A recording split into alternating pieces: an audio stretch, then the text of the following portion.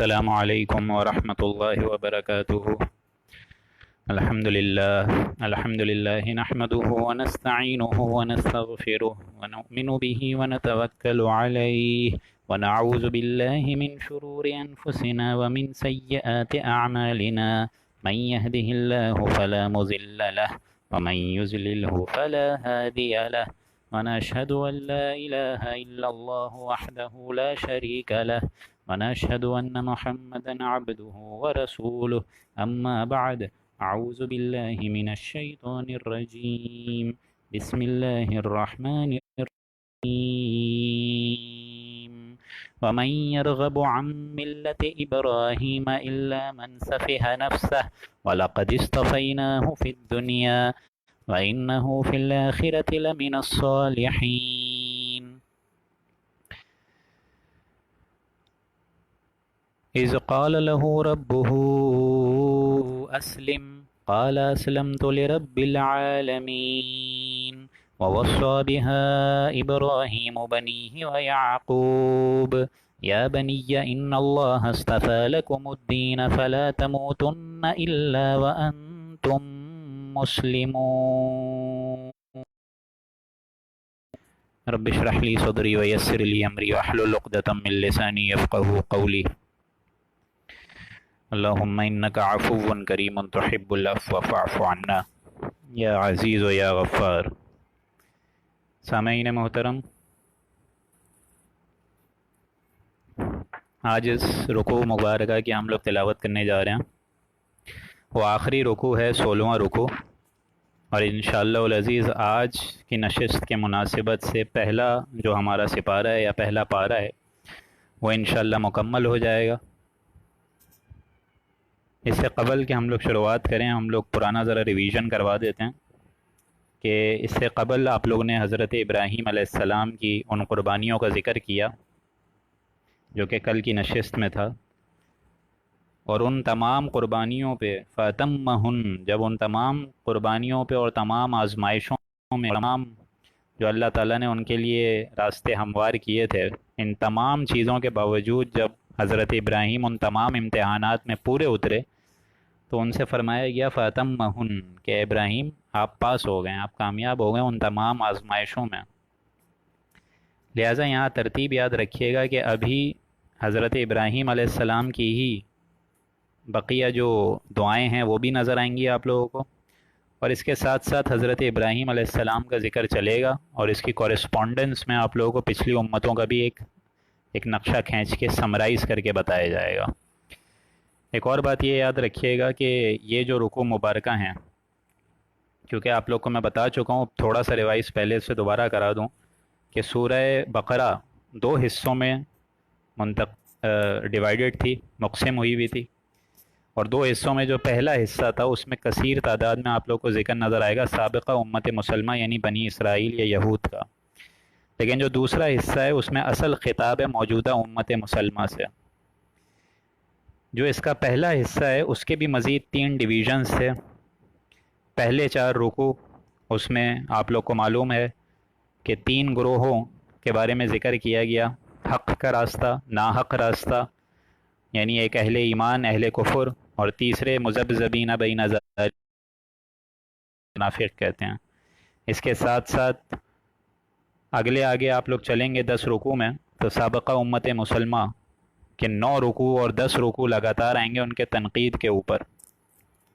اب جو ہم لوگ رکوع مبارکہ پڑھنے جا رہے ہیں وہ گویا کہ آخری حصہ ہے، اس پہلے حصے کا آخری حصہ ہے، یعنی جو اختتامی جو 4 رکوع ہیں وہ آپ لوگ کو نظر آئیں گے، جس میں آپ لوگ کو بتا چکا ہوں کہ اب کہانی چلے گی 15ویں سے لے کے تقریباً 18-19 رکوع تک، اور اس کے بعد جو دوسرا پارہ آپ لوگ پڑھیں گے انشاءاللہ کل سے، اس کے بھی ابتدائی رکوع تو سمجھ لیجئے یہ تحویل قبلہ کا پورا اس میں ذکر نظر آئے گا آپ لوگوں کو، لیکن جب دوسرے پارے کے بھی آپ لوگ 2 جائیں گے تب آپ لوگوں کو ایک طریقے کی ہاریزونٹل ڈویژن نظر آئے گی جس میں بڑے بڑے احکامات ہیں روزے کے، حج کے، اسی طریقے سے زکوٰۃ کے اور صدقے کے، خیرات کے، یہ سارے بڑے بڑے احکامات، میاں اور بیوی کے حقوق، یہ سارے کے سارے آئیں گے، لیکن یہ دوسرے پارے میں نظر آئیں گے۔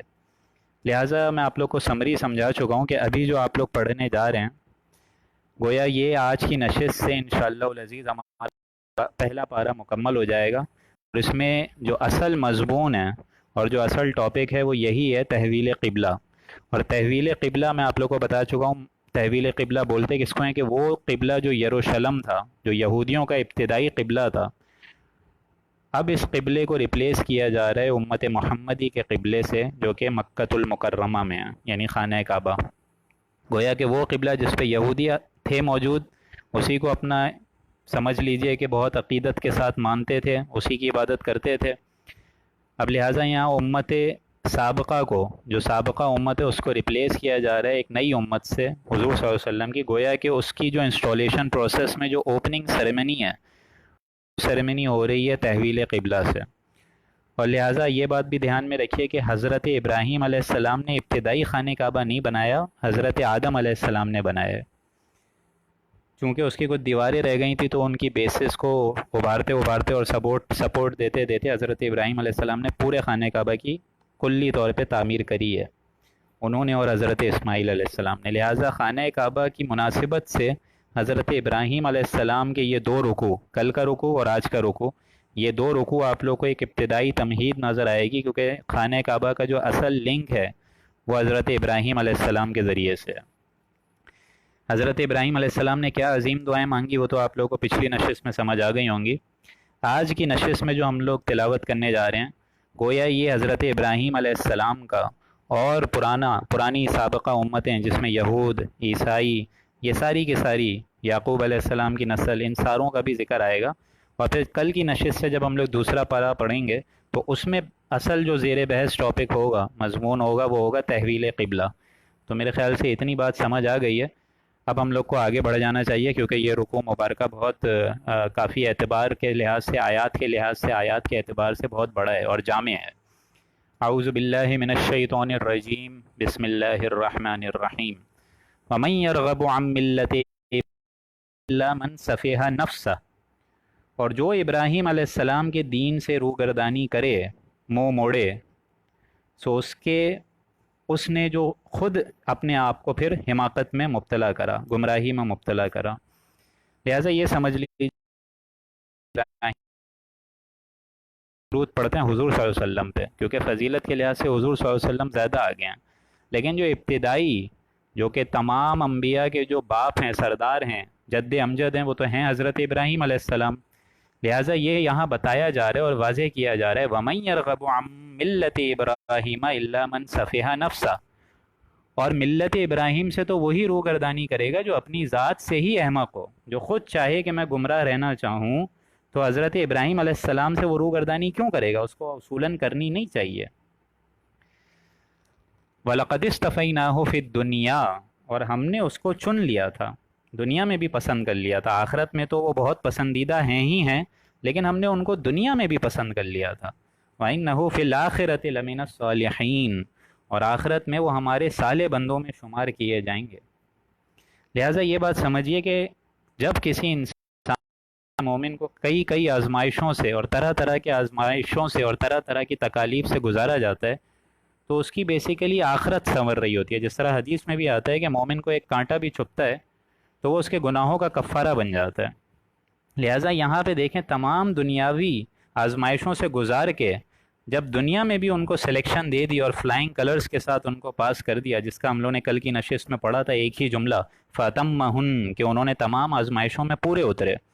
اس کے بعد ہم بتا رہے ہیں کہ ایک تو ہم نے دنیا میں بھی ان کو منتخب کر لیا، چن کیسے لیا کہ امام انسانیت کا شرف ان کو بخش دیا۔ تمام انبیاء جو نکلے وہ سارے کے سارے ان کے جد امجد کون تھے؟ حضرت ابراہیم علیہ السلام تھے۔ لیکن ان تمام چیزوں کے باوجود وَإِنَّهُ فِي الْآخِرَةِ لَمِنَ الصَّالِحِينَ، آخرت میں وہ ہمارا بندہ بہت اچھے لوگوں میں شمار کیا جائے گا، صالح، من النبیین والشہداء والصالحین۔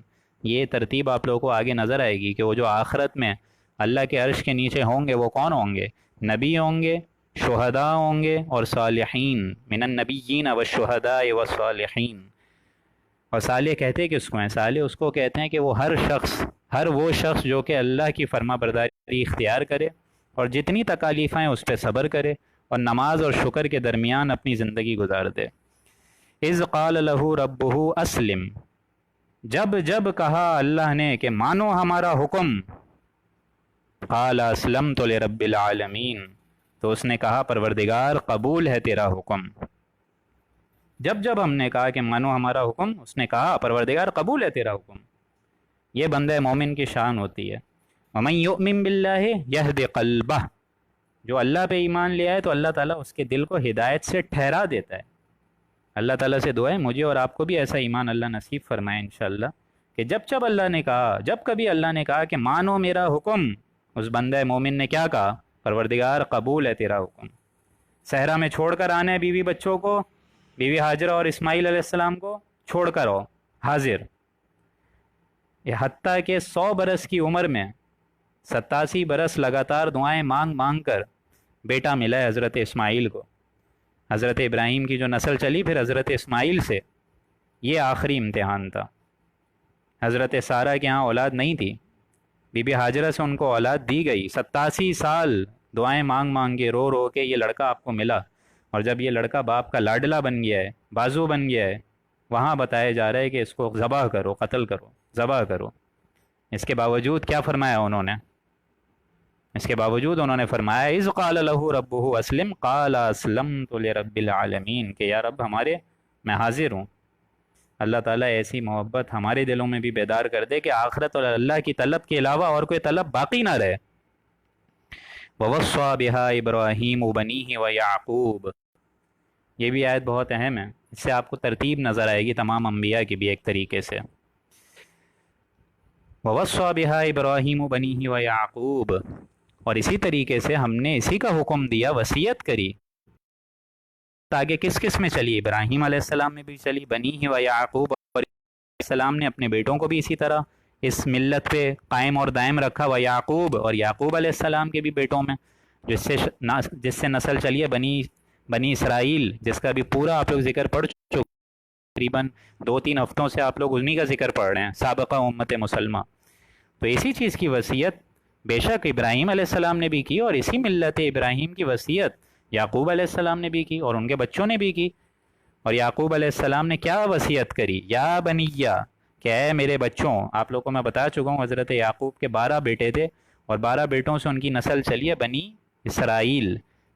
یا بنیہ ان اللہ اصطفیٰ لکم الدین، کہ اے میرے بچوں، اللہ تعالیٰ نے اس دین اسلام کو تمہارے لیے منتخب کر دیا، لکم الدین، فلا تموتن الا وانتم مسلمون، تو ہرگز ہرگز تم اسلام کے علاوہ کسی اور دین پہ ایمان نہیں لانا، اسلام ہی میں تمہاری حالت موت واقع ہو۔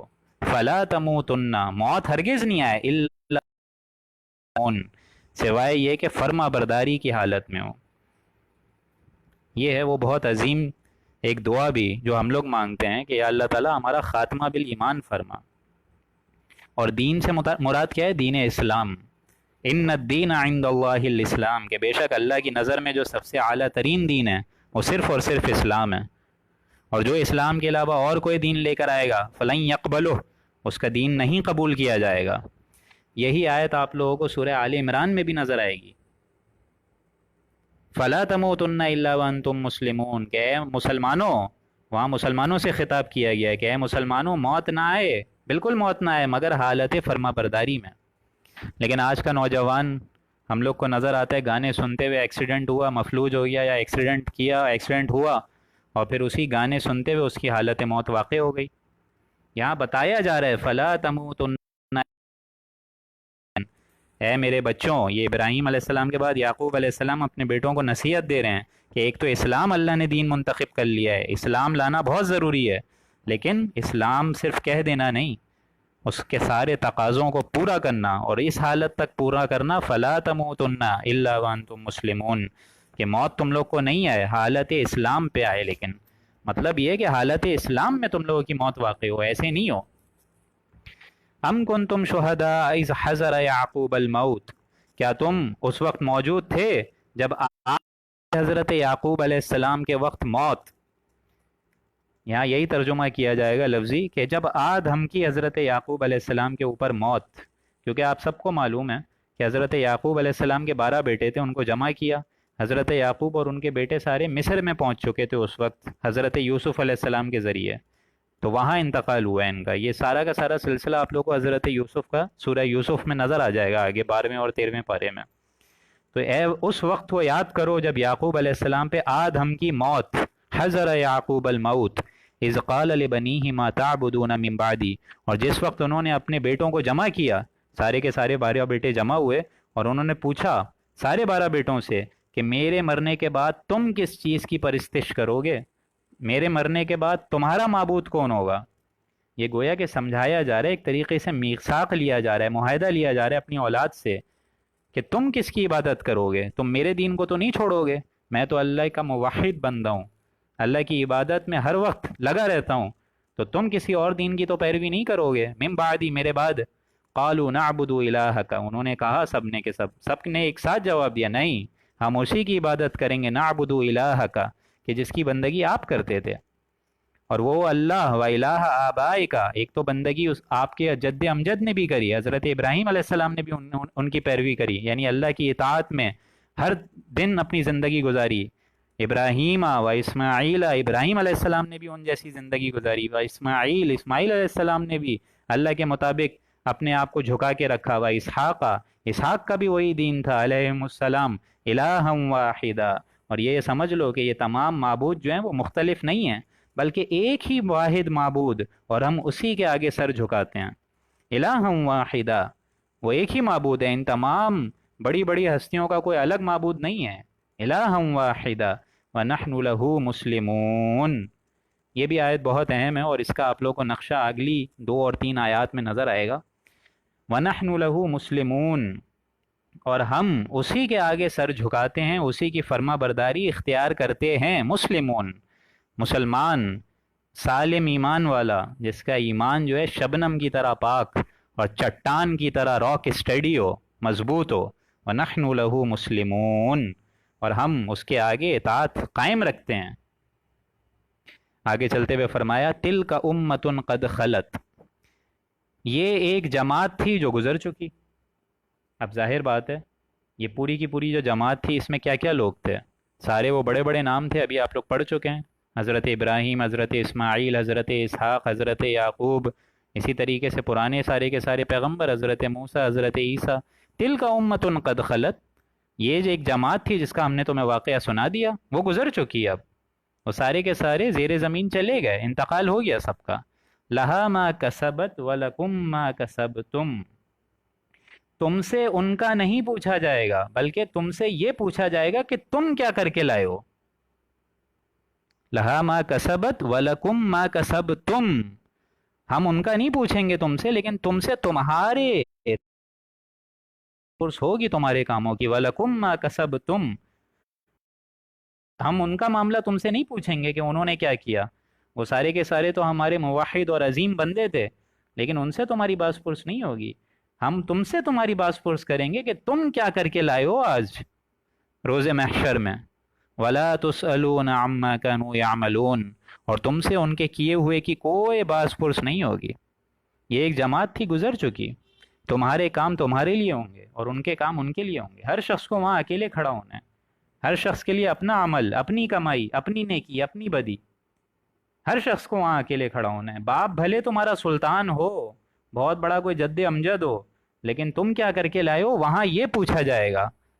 وَلَكُمْ مَا كَسَبْتُمْ، تم کیا کر کے لائے ہو۔ وَلَا تُسْأَلُونَ عَمَّا كَانُوا يَعْمَلُونَ، اور تم سے ان کی باز پرس نہیں ہوگی۔ وَقَالُوا كُونُوا هُودًا أَوْ نَصَارَىٰ تَهْتَدُوا، اب دیکھیں اس پس منظر میں آیت نمبر 135 میں دراصل ان کی خباثت کو دکھایا جا رہا ہے، یہ یہود اور نصرانی کی، کیونکہ یہ تو نصیحت تھی حضرت ابراہیم اور حضرت یعقوب کی کہ ایک دین ہونا چاہیے، لیکن یہاں یہود اور نصرانی کیا کہہ رہے ہیں، ان کا طرز عمل سنیے۔ وَقَالُوا كُونُوا هُودًا أَوْ نَصَارَىٰ، اور کہا یہودی اور نصرانی لوگوں نے، او نصارى تہتدوا، کہ تم اگر یہود اور نصرانی ہو جاؤ گے تو تم راہ راست میں آ جاؤ گے، you will be given the pure guidance, کہ اس راستے پہ آ جاؤ، یہود اور نصرانی کے راستے کو اختیار کر لو، ہم میں آ جاؤ، ہم میں شمولیت اختیار کر لو گے، تہتدوا، تو تم ہدایت والے ہو جاؤ گے۔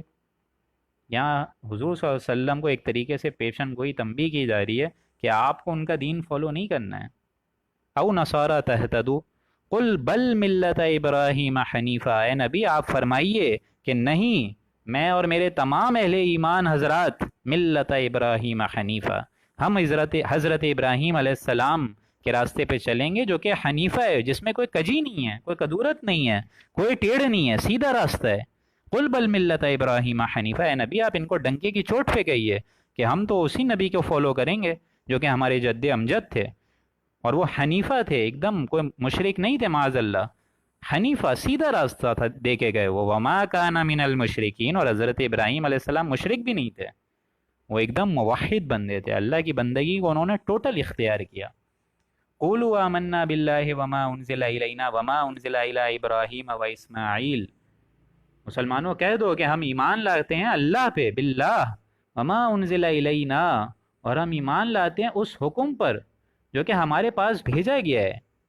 یہ اہل ایمان کا قول ہے. یہ حکم کون سا تھا جو ان کے پاس بھیجا گیا تھا؟ یہ حکم تھا قرآن کی صورت میں جو کہ حضور صلی اللہ علیہ وسلم کے پاس بھیجا گیا. تو ہم حضور پہ بھی ایمان لاتے ہیں، قرآن پہ بھی ایمان لاتے ہیں، وما انزل الی ابراہیم، اور اس پہ بھی ایمان لاتے ہیں جو نازل ہوا حضرت ابراہیم علیہ السلام پر، یعنی وہ تمام شریعت اور احکامات جو ان پہ نازل ہوئے تو ہم ان کو بھی فالو کرتے ہیں. و اسماعیل، اسماعیل کے راستے کو بھی فالو کرتے ہیں. و اسحاق، اور اسحاق علیہ السلام کے راستے کو بھی فالو کرتے ہیں. و یعقوب، اور یعقوب علیہ السلام کے بھی راستے کی پیروی کرتے ہیں. والاسباط، اور ان کے بچوں کی بھی، اور اسباط کی بھی. وما اوتی موسیٰ، اور موسیٰ علیہ السلام کے راستے پہ بھی اولاد یعقوب کی طرف جو بھیجا گیا اس کی بھی فالوئنگ کرتے ہیں. اور جو موسیٰ علیہ السلام کے مابین جو تورات اتری اس میں بھی جو حقائق کھلے کھلے تھے، گویا کہ وہ چیزیں جو تحریف ہو گئیں ان کی نہیں، لیکن وہ چیزیں جو ابھی تک محفوظ ہیں اور من جانب اللہ کی طرف سے ہیں اس کو بھی فالو کرتے ہیں. وعیسیٰ، عیسیٰ علیہ السلام کو بھی فالو کرتے ہیں. وما اوتی النبیون من ربہم، اور ہر اس رسول کو فالو کرتے ہیں جو کہ پہلے گزر چکے ہیں. ہم تمام انبیاء علیہ السلام کو جو کچھ ان کو دیا گیا اس کو بھی فالو کرتے ہیں. ہم تمام انبیاء کو فالو کرتے ہیں، ہم تمام انبیاء کی عقیدت کرتے ہیں، محبت کرتے ہیں. تم کہتے ہو کہ حضرت عیسیٰ علیہ السلام کو معاذ اللہ تم کہہ رہے ہو اللہ کا بیٹا ہے.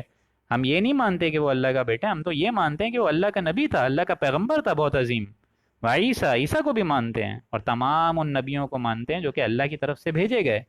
لا نفرق بین احد منہم، ہم کسی نبی میں کوئی تفریق نہیں کرتے، ہم کسی نبی میں کوئی تفریق نہیں کرتے، سب کو ایکول فالو کرتے ہیں. لیکن یہ بات یہاں سمجھ لیجئے، یہ مجھے بریف کرنا ضروری ہے. یہاں ایک طرف تو مسلمانوں کو بتایا جا رہا ہے کہ جواباً یہ بول دو کہ ہم ان سب پہ ایمان لاتے ہیں، لیکن دیکھیے ایک طرز عمل ہوتا ہے ایمان کا اور ایک طرز عمل ہوتا ہے فضیلت کا. ایمان تو ہمیں سب پہ لانا ہے، کسی میں تفریق نہیں کرنی، کسی میں ڈیفرنس نہیں کرنا.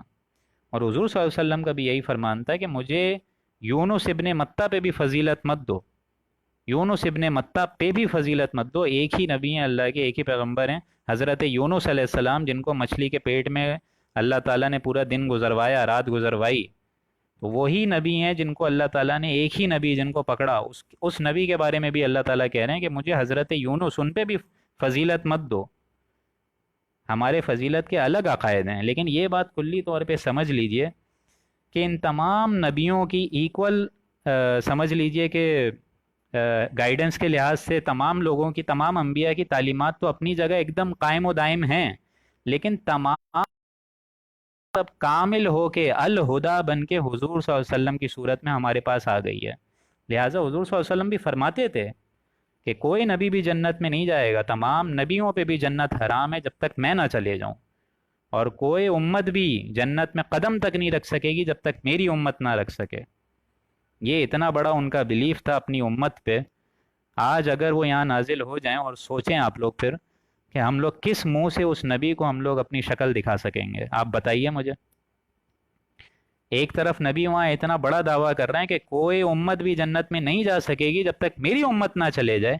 آج اگر وہ اس روئے زمین پر آ جائیں اور دیکھیں اس امت کے ساتھ کیا حشر ہو رہا ہے، ان کے دل پہ کیا گزرے گی؟ آپ مجھے بتائیے، ان کے دل پہ کیا گزرے گی کہ یہ وہ امت ہے جس کو میں ایک بنا کر گیا تھا، یہ وہ امت ہے جس کو میں نیک بنا کے گیا تھا، یہ وہ امت ہے جس کو میں سیدھا راستہ دکھا کے گیا تھا، یہ کو میں بول کے گیا تھا کہ دین کے معاملے میں غلو نہیں کرنا، تفرقہ بازی نہیں کرنا، یہ وہ امت ہے جس کو میں بول کے گیا تھا کہ دو چیزوں کو پکڑ کے رکھو گے تو کبھی گمراہ نہیں ہوگے، ایک دین اللہ یعنی اللہ کی کتاب، اور ایک میری شریعت۔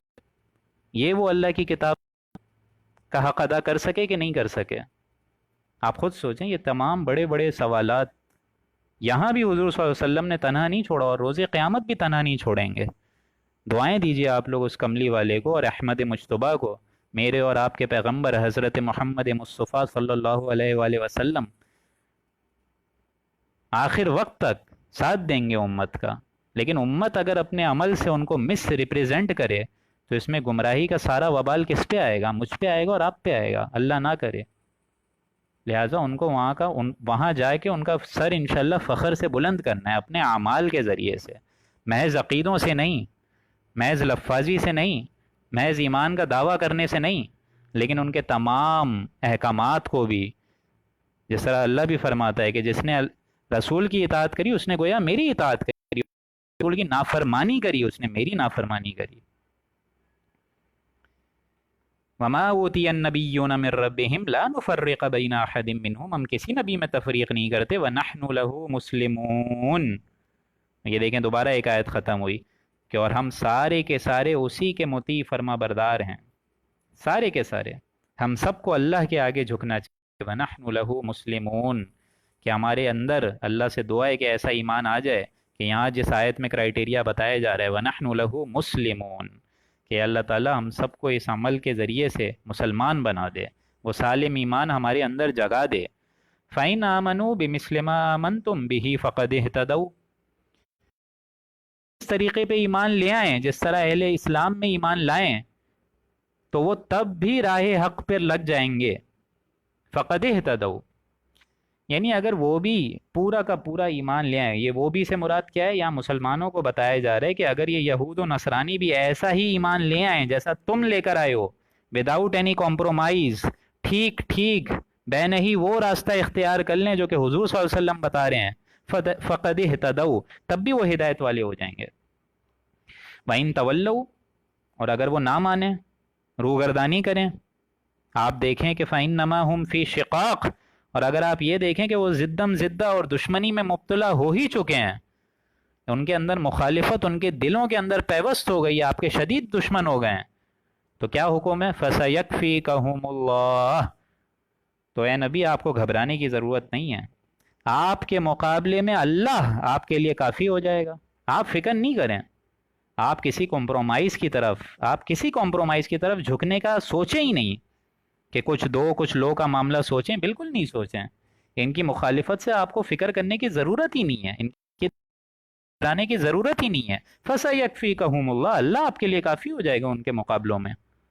وَهُوَ السَّمِيعُ الْعَلِيمُ، اور اللہ تعالیٰ سنتا ہے، علم رکھتا ہے، ایسا نہیں ہے کہ اس کو معلوم نہیں ہے کہ آپ کے اوپر کیا حالات گزر رہے ہیں، نبی کسی بڑھتی جا رہی ہیں، آپ کا کام ہے ڈٹے رہیے، فَسَيَكْفِيكَهُمُ اللَّهُ، اللہ کافی ہو جائے گا آپ کے لیے۔ وَهُوَ السَّمِيعُ الْعَلِيمُ، اللہ تعالیٰ تو سنتا ہے، علم رکھتا ہے، اس کو معلوم ہے کہ میرے نبی کے اوپر کیا کیا تکالیف آ رہی ہیں، یہ یہود و نصرانی کس کس اینگل سے ان کو تکلیف دے رہے ہیں۔ اور یہ فَسَيَكْفِيكَهُمُ اللَّهُ بڑا اہم مقام ہے قرآن کا، کیونکہ یہی وہ مقام ہے اس نسخے میں۔ یہ آپ لوگ کو میں بتا دوں کہ ایک نسخہ موجود ہے ترکی میں، ٹاپ کپی میوزیم میں، ٹاپ نام ہے، وہاں پہ قرآن کا نسخہ موجود ہے، اس نسخے میں یہ وہ مقام ہے فَسَيَكْفِيكَهُمُ اللَّهُ، جس کا مطلب ہے کہ اللہ کافی ہو جائے گا اے نبی آپ کے لیے۔ یہ وہ مقام ہے جب حضرت عثمان جب اس آیات کی تلاوت کر رہے تھے کھڑے ہو کے، تو اس وقت باغیوں نے ان کو شہید کرا ہے، اور ان کی زوجہ محترمہ نائلہ، لیکن تلوار کا زور اتنا شدید تھا کہ جب ان کو بچانے کے لیے پروٹیکشن دی گئی تو حضرت عثمان علیہ السلام کی تمام انگلیاں، تمام کچھ کہتے ہیں اور کچھ کہتے ہیں چند انگلیاں کٹ گئی تھیں، چند انگلیاں مجھے یاد آتا ہے، تو بہرحال ان کی جو انگلیاں تھیں اس پہ ایک ضرب کھایا تھا اور ان انگلیوں سے خون بہنے لگا تھا، تو وہ خون آج بھی موجود ہے، اور یہ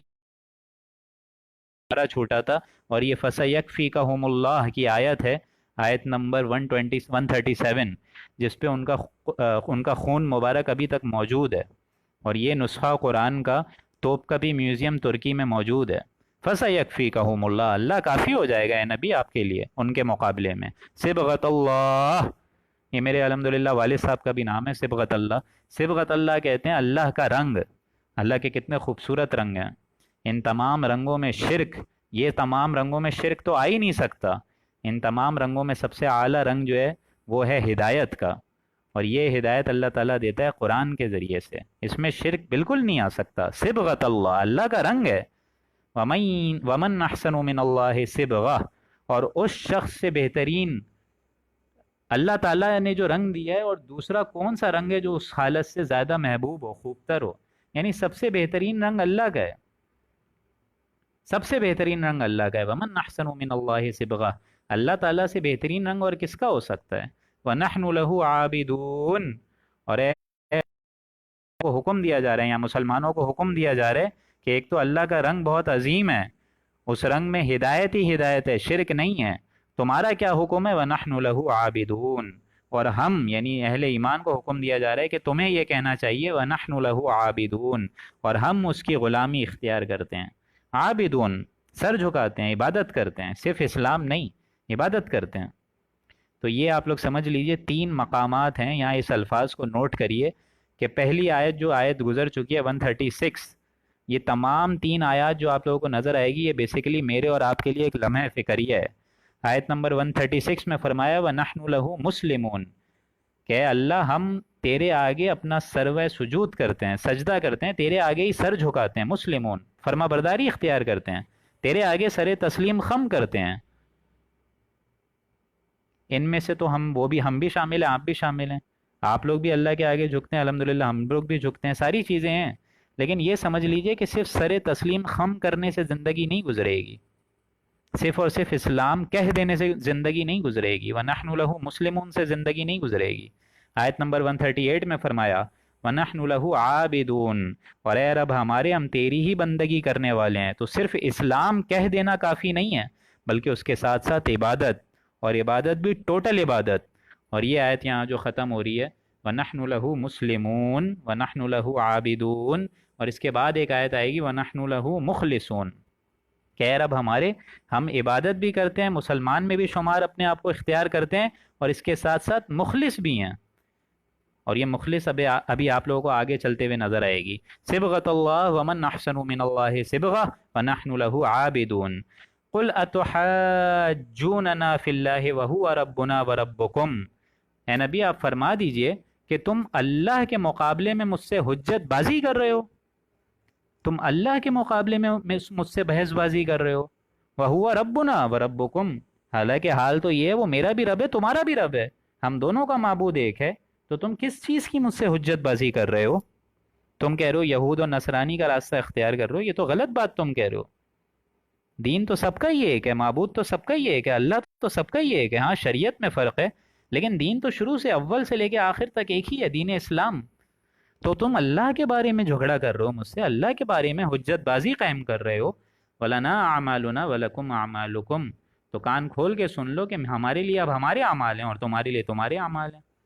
اب تم ہماری بات سمجھنے کو تیار ہی نہیں ہو یہود و نصرانی، تو تم اپنے اعمال کیے جاؤ اور ہم اپنے اعمال کیے جائیں گے۔ وَنَحْنُ لَهُ مُخْلِصُونَ، اور ہم جو ہیں یعنی مسلمان کہہ رہے ہیں وَنَحْنُ لَهُ مُخْلِصُونَ، کہ ہم جو ہیں عبادت کلی طور پہ اخلاص کے ساتھ اللہ ہی کی کریں گے، اخلاص کے ساتھ، مخلصون، کوئی منافقت نہیں ہوگی، اس عبادت سے کوئی دنیا کی منفعت پیش نظر ہرگز نہیں ہوگی، کوئی سوداگری نہیں ہوگی، یہ عبادت ہے خدا کی بھائی، کوئی مذاق نہیں ہے، یہ عبادت میں کوئی منفعت پیش نظر ہو ہی نہیں سکتی، کسی قسم کی منافقت ہو ہی نہیں سکتی۔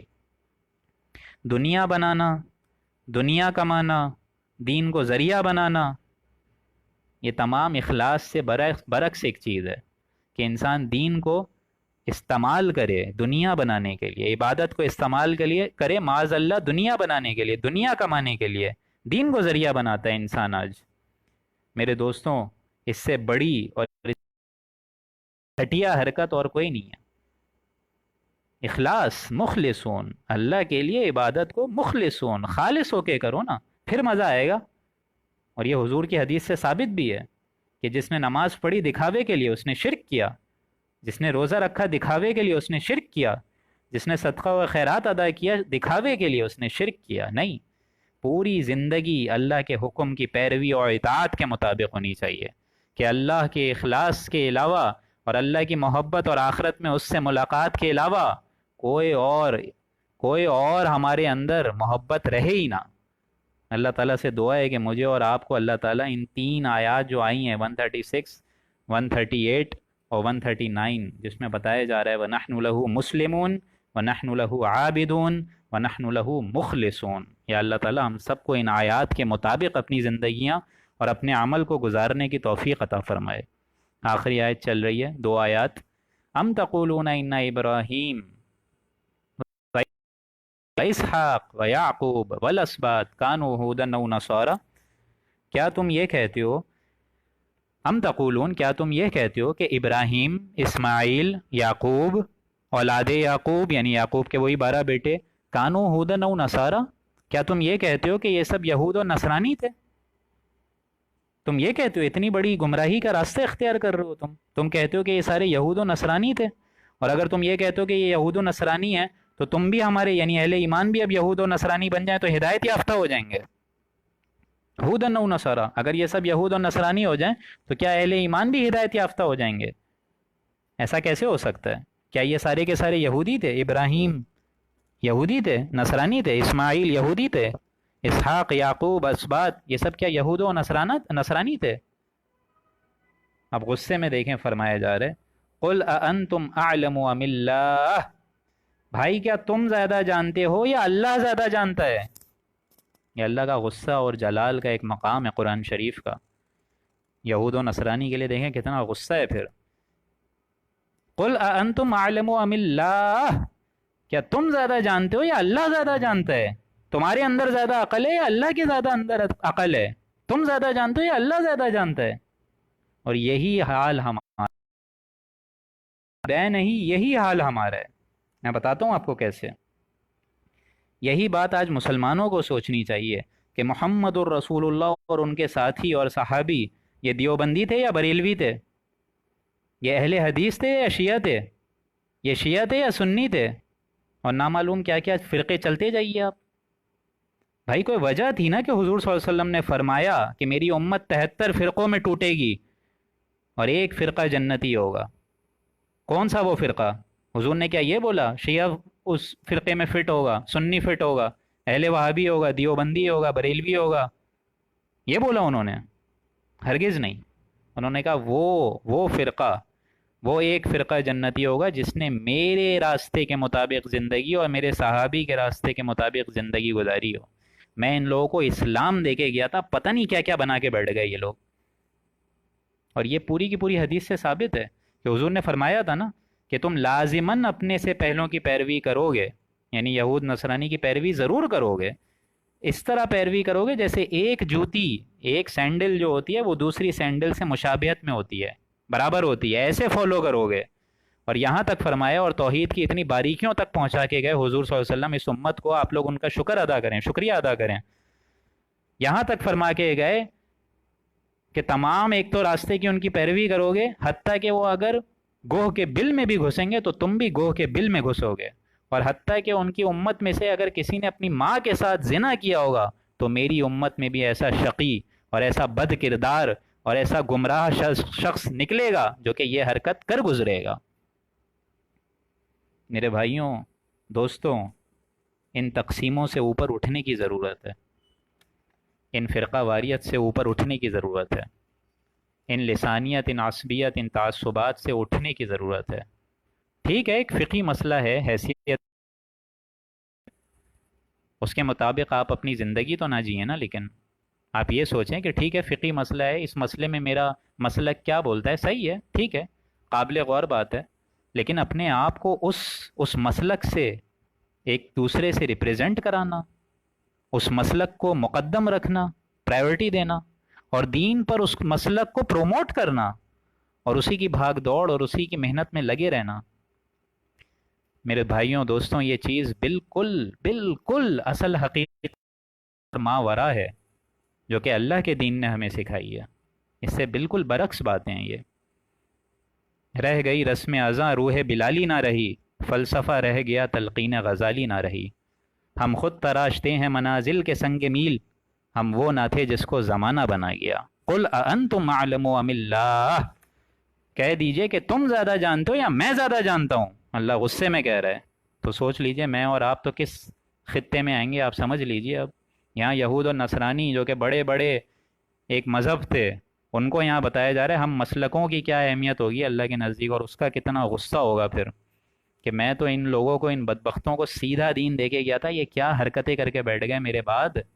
قل اانتم اعلم ام اللہ، کیا تم زیادہ جانتے ہو یا اللہ زیادہ جانتا ہے۔ ومن نظلم، اب یہ آ رہا ہے وہ میرے اور آپ کے لیے چیلنج۔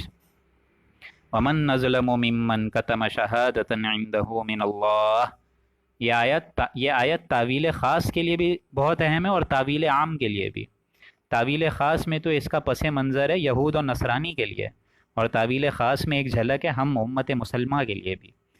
ومن نظلم ممن کتم شہادۃ عنده من اللہ، اور کان کھول کے سن لو کہ اس شخص سے بڑھ کر ظالم کون ہوگا جو کہ اس گواہی کو چھپائے جو کہ ہم نے ان کی کتابوں میں لکھ دی ہے۔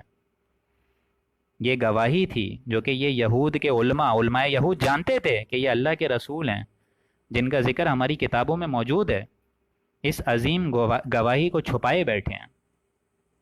یہ سمجھ لیجئے جس کو نہیں ماننا ہوتا وہ نہیں مانتا، وہ محروم رہتا ہے۔ یہاں یہود و نصرانی پچھلی امت میں محروم رہے، آج بھی وہ شخص محروم رہے گا جس کو یہ قرآن وَمَن نَظْلَمُ مِمَّن كَتَمَ شَهَادَةً عِندَهُ مِنَ اللَّهِ، اور اس شخص سے بڑھ کر کون ظالم ہوگا جو کہ اس گواہی کو چھپائے جو کہ اللہ کی طرف سے آلریڈی ان کے پاس موجود ہے۔ کوئی بات تھی نا کہ انسان جو ہے اگر اپنی ہٹ دھرمی میں آ جائے تو کوئی بات ہوتی ہے نا کہ اللہ تعالیٰ اس کو سیدھا راستہ نہیں دکھاتا۔ تم سیدھے راستے کی طلب تھی تمہارے اندر جو ہم تمہیں سیدھا راستہ دکھائیں، جس کو نہیں ماننا ہوتا وہ اللہ تعالیٰ اس کو محروم ہی رکھتا ہے۔ خود حضرت ابو طالب جن کی سرپرستی میں اور پروٹیکشن میں حضور صلی اللہ علیہ وسلم نے اپنی زندگی گزاری، وہ بھی ایمان کی دولت سے محروم رہے۔ دوستوں اتنی کوشش کری آپ صلی اللہ علیہ وسلم نے کہ میرے چچا آپ میرے کان میں ہی کلمہ پڑھ دیجئے تاکہ آپ محروم نہ رہیں، میرے کان میں ہی کلمہ پڑھ دیجئے تاکہ میں روز آخرت آپ کو اللہ تعالیٰ کی آگے آپ کے لیے دعا کر سکوں، میرے کان میں ہی کلمہ پڑھ دیجئے۔ لیکن پھر بھی محروم رہے نا۔ شریف النفس انسان تھے، بہت نیک انسان تھے، بہت خیر پہ انسان تھے، لیکن وہی سوشل پریشر کی وجہ سے، اور وہ سوشل ایک پریشر تھا، عظیم پریشر اپنی قبائلیت کا، اس کی وجہ سے ایمان نہ لا سکے، بغیر ایمان کے دنیا سے چلے گئے۔ حالانکہ حضور کو بہت ان سے محبت تھی، بہت زیادہ محبت تھی، اتنی محبت کہ ان کو یہ تک بولنے پہ مجبور ہو گئے کہ میرے کان میں ہی کلمہ پڑھ دیجئے۔ اور وہ کہتے تھے حضرت ابو طالب کہ اگر مجھے اپنے قبائل پریشر کا زور نہ ہوتا، ان بڑے بڑے سردار قریش کے، تو میں ابھی کلمہ پڑھ کے اپنے اس بھتیجے کی آنکھوں کو ٹھنڈک اختیار کروا دیتا۔ یہ معاملہ ہوتا ہے۔